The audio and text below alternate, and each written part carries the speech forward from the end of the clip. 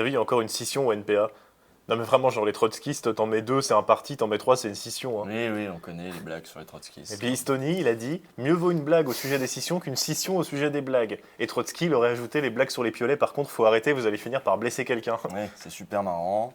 Les blagues sur les trotskistes. Très bien, t'en as d'autres là ou Ouais, bah je sais pas, la Ligue à Léon. Genre, Oui, ok, d'accord. Bon, écoute, je vais faire mon propre OLG dans mon coin. Ça va s'appeler OLG unitaire, voilà.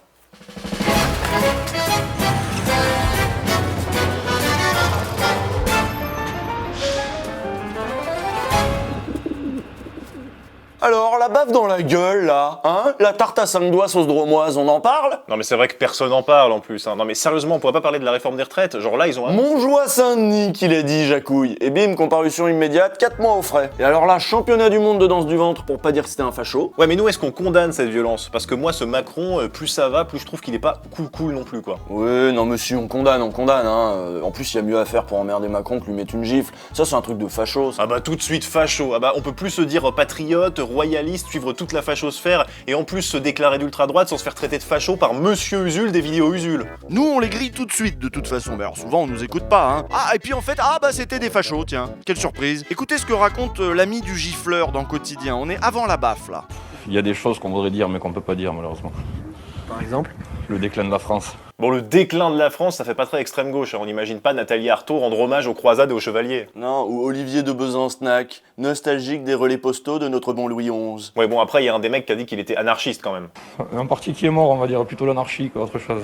Ouais, anarchiste tendance Michel Onfray, quoi, en gros, pas plus. Hein. Non, mais j'en ai déjà vu des vrais anarchistes, déjà, ils s'habillent pas comme ça. Ça, c'est des fringues de fans de Kaamelott ou du Joker de Todd Phillips. Ouais, c'est pas faux. Et le gars, il a même un t-shirt Joker. Genre, c'est même pas dur, quoi. S'il avait un compte Twitter, sa photo de profil, ce serait Walter White de Breaking Bad. Bref, on les connaît, ces gars-là. Hein. C'est de l'Incel à Fedora, c'est du Gamergater, c'est des mecs qui, sur Internet, passent leur temps à emmerder les féministes. On est passé à ça pour tout vous dire que le gars, il met une gifle en gueulant Issou. Bon, c'est peut-être évident pour vous ou pour nous, parce qu'on a les codes de cette génération, mais ça l'est en tout cas beaucoup moins pour les boomers des plateaux télé, ça leur parle pas du tout toute cette culture. Du coup, pour mieux comprendre tout ça, Elisabeth Lévy, elle a dû faire une enquête de terrain. Une vraie enquête de terrain, mais une enquête à la Elisabeth Lévy. Elle est pas juste allée au bistrot. Elle est pas juste allée au bistrot. Mais pour tout vous dire, au bistrot, eh bien, personne n'en parlait hier. On va écouter la conclusion de la chronique d'Elisabeth Lévy. Bon, on capte pas trop, on comprend pas tout, mais Non, mais ça c'est sa voix normale, hein. C'est pas un problème de connexion. Il me semble qu'on a un peu tendance à surinterpréter. Cette vie n'est pas forcément le symptôme d'une montée de la violence dans la société, peut-être aussi un pétage de plomb individuel, hein, comme tous les chefs d'État en ont connu. Donc voilà, rien de politique, un simple pétage de plomb d'un geek fan de Moyen-Âge, de jeux vidéo et de mangas. Voilà, alors d'habitude ils peuvent bavarder des heures, genre le moindre atelier de réparation vélo non mix, c'est un péril mortel pour l'Occident, un péril pour la civilisation hétéro-chrétienne, et là, voilà, t'as un mec qui gifle le président en lançant un cri de guerre royaliste, et faut surtout pas y voir un truc politique. Certains vont chercher à intellectualiser. On peut aussi dire que c'est un pauvre diable, on a le droit de le dire comme cela. Vous voyez, et que c'est une marque de bêtise. Voilà, c'est une bêtise, faut pas en tirer des conclusions comme ça, c'est insupportable. Non mais d'ailleurs, la victime... C'est insupportable, ne m'interrompez pas. Non mais juste, je veux dire que le... Et ne criez pas, on ne crie pas, on peut s'entendre. Mais c'est insupportable. Allez-y. D'ailleurs, la victime de cette agression digitale ne dit pas autre chose. Il y a aussi de la colère et il faut faire attention. Non, il y a de la bêtise. Il y a de la bêtise, quand la bêtise s'allie à la violence, elle est inacceptable. C'est autre chose. Faut pas la confondre. Voilà, nous on a vu un facho qui faisait un geste politique, mais bon... On y a même vu le symptôme d'une extrême droite qui se sent de plus en plus à l'aise, alors que non, pas du tout. Mais non, c'est juste un gamin, un petit gars de la Drôme qui court après la vie. Un minot plein de fougue qui a laissé ses illusions au ruisseau et dont l'amertume a brisé les rêves d'enfant. Un gosse du cru, bouillonnant de passion, et qui sur les chemins chaotiques des faubourgs a fini par choisir presque malgré lui le chemin du fascisme. Donc on va prendre ça sérieusement, parce que bon, on va dire qu'il y a un contexte. Et on vous demande pas de nous croire sur parole, c'est pas juste les gauchos de Mediapart qui vous le disent, hein. C'est une instance de l'ONU qui sonnait l'alerte en avril de cette année. Le UNCTED, le Counter-Terrorism Committee de l'ONU, qui vient également de publier son rapport sur les tendances d'avril, annonce lui que les États membres sont préoccupés par la menace croissante de plus en plus transnationale du terrorisme d'extrême droite. Il met notamment en exergue une augmentation de 320% des attaques terroristes de groupes ou d'individus affiliés à l'extrême droite sur ces 5 dernières années. années, principalement dans les pays occidentaux, et souligne le rôle d'Internet dans les processus de radicalisation d'extrême droite. Bon, là, c'est qu'une gifle, mais on rappelle que chez le pote du gars, on a retrouvé quand même des armes à feu, hein, et Mein Kampf. C'est pas n'importe qui a tout ça chez lui. C'est marrant, hein, ces fans d'histoire qui sont toujours un peu fans des mêmes périodes, c'est toujours un peu les croisades et la Seconde Guerre mondiale. Ouais, et puis sur la Seconde Guerre mondiale, on retrouve jamais les mémoires de Churchill chez eux. Voilà, et sur le Moyen-Âge, ils vont pas lire Fernand Braudel et Jacques Le Goff. Non, mais il y a un profil, c'est sûr, hein. Même si le président de la République et les plateaux télé ont choisi d'être dans le déni, il y en a bien qui sont obligés d'être lucides. Comme ce ponte des services de renseignement français qui, interrogé par Mathieu Suc de Mediapart, avoue que le profil des deux inculpés correspond au profil qu'on voit de plus en plus en ce moment. C'est exactement ce qu'on redoute. Alors je sais pas si vous vous souvenez, mais en 2017, en janvier, un autre responsable politique de premier plan s'était lui aussi fait gifler. Alors attention, trigger warning, autre responsable politique de premier plan. Alors que Manuel Valls salue les habitants sur le parvis de la mairie, un homme va l'agresser. C'est bon. Le gifleur, là, à l'époque, c'était Nolan Lapi, un breton de 18 ans, inconnu, lui aussi des services de police, mais dont les motivations se sont éclairées très vite, puisqu'on l'a retrouvé aux côtés de Dieudonné, l'humoriste antisémite. Dieudonné qui a fait de lui un héros, puis son suppléant aux législatives de 2017. Le mode d'action est donc le même, les profils des deux gifleurs sont assez semblables, hein. On parle de gens qui sont politisés à l'extrême droite via Internet, sauf que entre 2017 et maintenant, il s'est passé pas mal de trucs. Par exemple, 2 jours avant la baffe, il y avait eu ça sur Internet.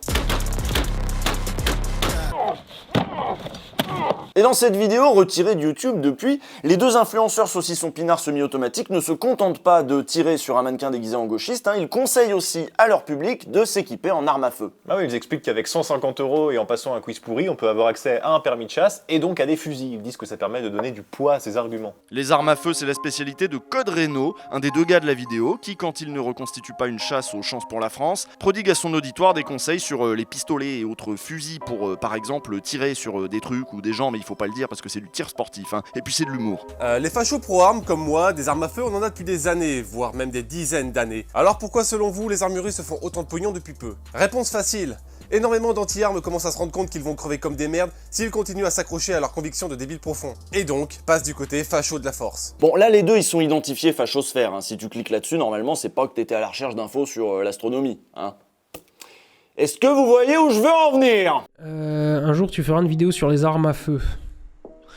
Alors d'un côté je dirais bien oui, parce qu'il y a énormément de choses absolument passionnantes sur le sujet, c'est aussi pour ça que ça m'intéresse. Autant je sens que je vais réveiller toute la gauchosphère. Oh, regardez Astronogeek, bon. Vous avez déjà parlé de lui, hein, Astronogeek. Il se défend absolument d'être d'extrême droite, ok, pourquoi pas. Mais bon, il aime bien parler d'armes à feu, hein, dont il est un fervent défenseur. Et son public, qui peut être jeune, peut parfois l'écouter parler des différents calibres et de leurs mérites respectifs. Le 20, qui est encore plus petit, souvent on dit c'est un calibre de femme.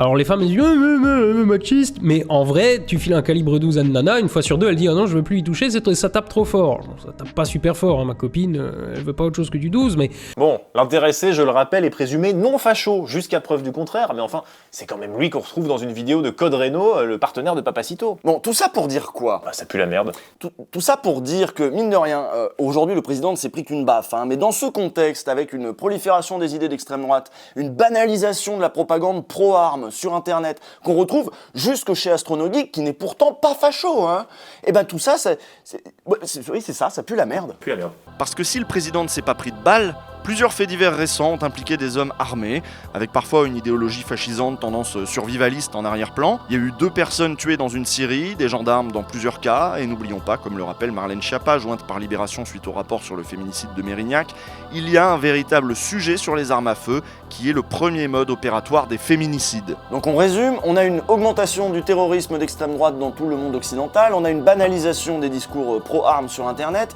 et on a des influenceurs fachos qui vont toujours plus loin, hein, qui entraînent toujours plus loin leur public théoriquement, mais aussi très concrètement en les appelant maintenant à s'armer. Bah, et puis on ajoute à ça le déni du gouvernement, alors même que les services continuent de déjouer des attentats et de publier des rapports de plus en plus alarmants. L'extrême droite et la droite nationaliste, si elle peut diffuser aujourd'hui ses idées avec une si grande facilité, c'est qu'il y a aussi un magma idéologique, un contexte politique qui favorise ça. On a quand même eu ces dernières semaines, ces derniers mois, la rhétorique de l'extrême droite qui a été reprise au plus haut niveau de l'État, et on encourage ça. Et la violence de l'extrême droite, elle est de plus en plus importante. On la découvre pas aujourd'hui avec l'agression d'Emmanuel Macron. Sauf que bon, si tout le monde s'en branle, qu'est-ce que tu veux qu'on fasse? Ouais, et puis c'est pas les influenceurs qu'on a cités qui vont passer à l'action, c'est des mecs qui pour l'instant sont sous le radar des services et qui peuvent agir de façon totalement imprévisible. Ouais, c'est les mêmes dynamiques qu'on retrouve aujourd'hui dans les radicalisations djihadistes, hein, c'est-à-dire des loups solitaires qui sont séduits par des discours sur Internet. Ce parallèle, il est dressé dans un rapport du parquet général de la Cour d'appel de Paris, cité là encore par Mathieu Suc. La conclusion du rapport est titrée « Ultra-droite et djihadisme, le miroir de la violence ». Il relève des points communs sur la rhétorique des deux profils, qui théorisent l'un et l'autre le recours à la violence pour redresser une société déviante, avec une rhétorique viriliste qui mobilise aisément de jeunes mâles, une aversion commune pour les homosexuels, les juifs, les femmes. Ce que les djihadistes et l'ultra-droite ont en partage, c'est une vision du monde qui est basée sur le choc des civilisations. Il y a une lutte à mort entre deux blocs civilisationnels, et là-dedans, notre pays n'est jamais qu'un des théâtres de guerre, d'une guerre qui chez nous prendra la forme d'une guerre civile, évidemment. Ça vous dit pas quelque chose, cette rhétorique de la guerre civile? Cette rhétorique, on la retrouve chez Éric Zemmour, Philippe de Villiers, chez Marine Le Pen.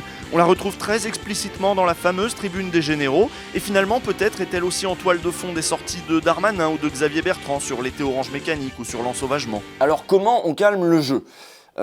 Déjà, faudrait arrêter de se voiler la face, ne serait-ce que sur le profil du gifleur de thym, hein, un fan de chevalier là, qui kiffe les croisades, machin, on est pile dans cette rhétorique. On pourrait aussi à gauche poser le sujet des armes en proposant un vrai plan pour désarmer la France qui compte près de 15 millions d'armes en circulation, en contrôlant, en interdisant et en s'attaquant au trafic d'armes. Et puis il faut nommer les choses, hein. Quand on parle d'ultra-droite, on parle pas de bêtises, d'actes isolés ou de fans de Moyen-Âge. Il y a une vraie dynamique et elle est documentée, c'est pas du fantasme, regardez, voilà, la poudrière ça s'appelle, ça parle de ça. Alors peut-être que nos responsables politiques évitent de pointer du doigt ce phénomène précisément parce qu'ils savent qu'ils ont eu un rôle actif dans la diffusion de ces idées d'extrême droite, dans cette banalisation, et que du coup ce déni est plus confortable, hein, mais il est lâche, voilà, il est dangereux et il est irresponsable.